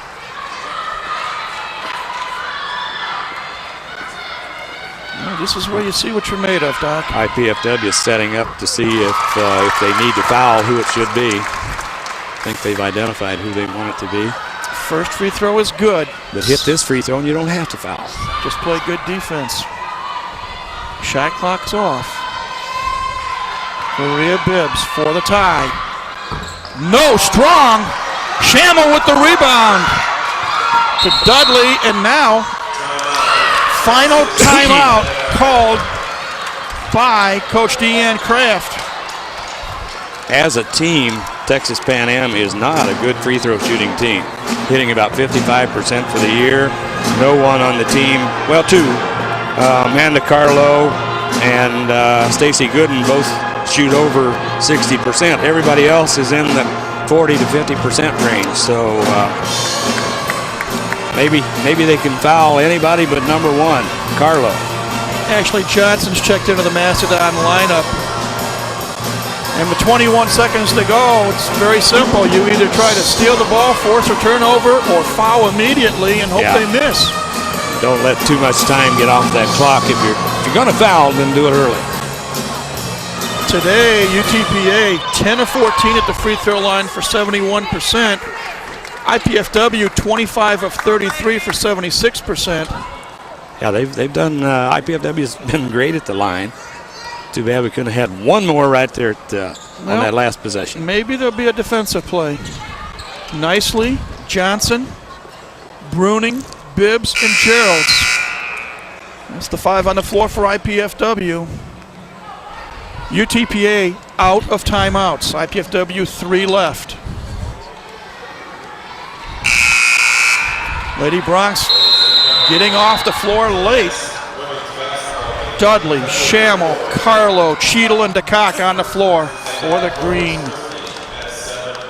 Clad Lady Bronx. Carlo, watched by Nicely. She's got the foul soon. She's the free throw shooter. And there's your foul with 15 seconds. 6 seconds ran off the clock.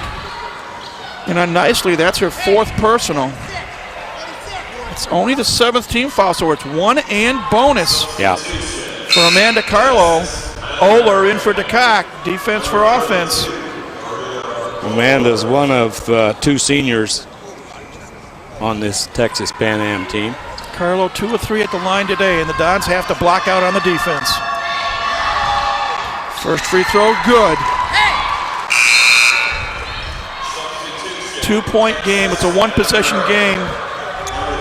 Now, you really have to block out. Even if she makes a free throw, it's a 3-point game. But you don't want to let them get the offensive rebound and try to run out the clock.